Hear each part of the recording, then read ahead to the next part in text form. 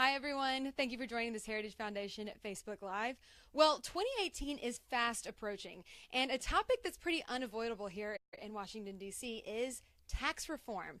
And here to break that down for us is Adam Michel, who's a tax policy analyst, and he's going to kind of walk us through what's going on. So, over on Capitol Hill, the House and Senate both have their own GOP tax bills. Tell us what's going on over there. Yeah, so right now we have two bills, one in the House that's already through committee and is going to be voted on tomorrow, we think, on the floor of the House. And so that's the details there are pretty set. In the Senate, they're a little bit not quite as far along in the process. They have a bill that's in committee. It's being marked up right now, so that means they're still making changes to it. And hopefully, in the right after Thanksgiving, we're thinking we'll see that bill be voted on in the whole Senate, and then they'll have two bills that are slightly different, and they'll have to come together and sort of hash out the differences in what's called a conference committee. So a lot of these things are still moving around, but we have sort of the general outlines of these two plans set out. Now, Adam just recently wrote a paper that is on heritage.org. It's also on our Facebook page. If you scroll down a little bit, you'll see it there. But it kind of outlines the differences in the House and the Senate bills. And there's an awesome graphic on there that I have a printout of that kind of goes through what the current bill is, what the House bill says, what the Senate bill says, and what our recommendation is. So definitely check that out. But if you could just run through some of the most notable differences within the House and Senate bills.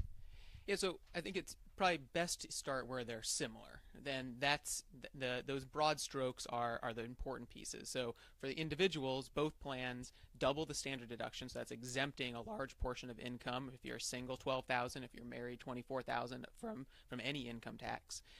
Both plans generally lower rates on most middle income Americans.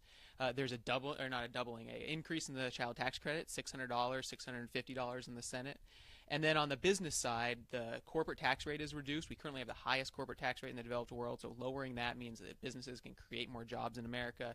That's what really gets the economy going. And then there's also small business or pass-through business reforms in both plans that look. That's probably where they both try to move in the same direction, but there's a little bit of difference between those two. The differences between the plans: the House repeals the death tax, the Senate plan doesn't. They both raise the exemption for the tax there. Both plans try to get rid of most of the state and local tax deduction. The Senate thankfully gets rid of all of it, which is a really great reform. The state and local tax deduction subsidizes high tax states through low tax states, so allowing you to write off the taxes that you pay to state and local governments. The House doesn't fully repeal it, but hopefully they continue to move in the right direction. And tell us a little bit about some of the key components of that. So the state and local tax deduction, you mentioned that. Why is it so important to repeal that? Yeah, so currently, if you live in California, New York, New Jersey, and your government charges you a whole bunch of taxes, both property taxes, income taxes, sales taxes, you're able to write that off. If you live in Tennessee, for instance, and you have a smaller government, you're not paying as much taxes, you get a much smaller write-off if you choose to itemize. And so a similar taxpayer earning around $75,000 in Tennessee versus New York. In New York, they can write off over $3,000, where in Tennessee the average write-off is only about $900. And so that's the same taxpayer in two different states, one getting a totally different tax write-off than the other. That's just on its face unfair, let alone the distortion where California can jack up its taxes and everyone else subsidizes that.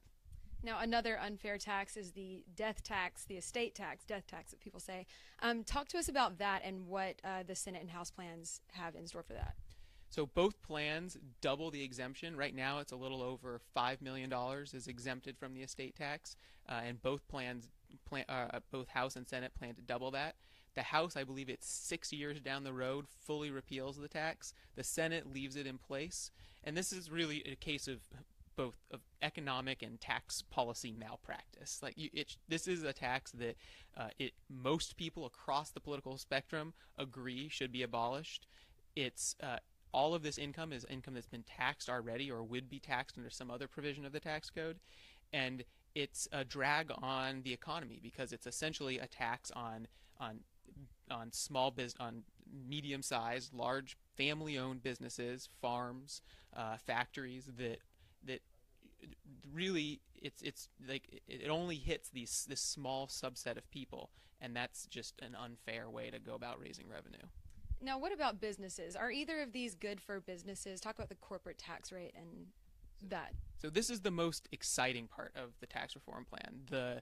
The individual reforms are important, and they're simplifying it for most taxpayers. But the business side is what's currently holding back our economy and keeping wages from rising.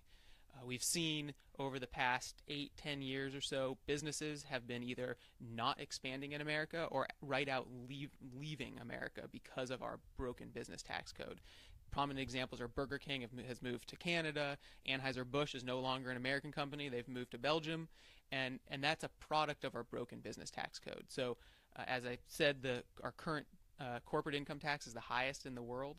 If this plan brings that down to 20%, which will lead to businesses investing more in America, growing more, investing more in American workers, and all of that turns into a higher raises for Americans and larger paychecks.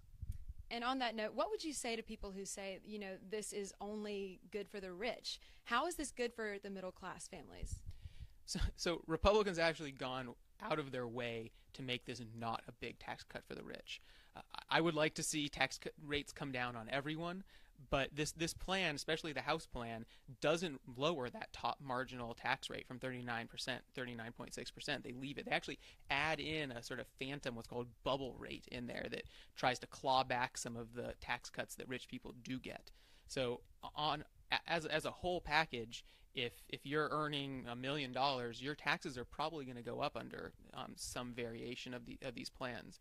There is some tax relief for small businesses, but that's really tax relief for all of the people those businesses are employing. When you hear the sort of talking points from the left is just a tax cut for the rich, when you're talking about tax cuts for small businesses, that we're talking they don't. Like, that's a tax on a business is just a cost to them, and it's going to get passed on to someone, and it almost always is passed on to workers through lower wages. Now, in a recent article you wrote, you said that this is an incredible opportunity for them to kind of take the best components of the House and Senate bill and put them together. If we could put together a wish list of things that we really want, what are the best parts that we really need to see come out of this bill? So on the business side, I think keeping that corporate rate at 20% is really important. The Senate bill is simpler for that pass-through income for small business income, so I like where the Senate's heading there. The Senate also lowers that top marginal rate and lowers marginal rates for everyone across the board, so that's really great in the Senate plan. The House bill goes a long way of getting rid of as many subsidies and credits and deductions as possible, where the Senate isn't quite as bold there. So I like that piece of the Senate bill. And if we put all of these things together, fully eliminating the state and local tax deduction, I think we can provide an even larger tax cut for sort of middle class Americans through lower rates rather than adding back in the additional subsidies. So that's where I hope to see them go, but they're in the middle of this sort of juggling act here in Washington, where they put themselves in this box where they only can cut taxes by $1.5 trillion over 10 years, and that's why we've seen some of these maybe trade-offs that we're not as happy to see. Some of the when you hear like, I'm not getting as big of a tax cut as I thought I would have, that's really because Washington isn't willing to cut spending, isn't really willing to really make bold decisions when it comes to these things, and that's sort of the political reality we're in. Well, it's hard to believe that, the holidays are upon us. Thanksgiving is next week, and this is really crunch time for the GOP. Do you think that we're going to be able to see something pass before the new year?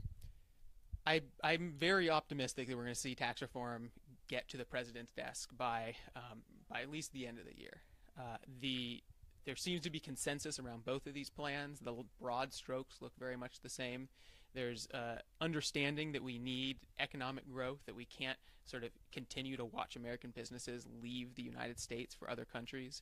And so that's what this bill is really about. It's about re-energizing the American workforce, American investment, and American businesses, and then hopefully being able to also provide a significant tax cut to sort of average Americans. So there's sort of two pieces of this bill. It's the tax cut for individuals, and then the icing on the cake, which is this economic growth that comes with it.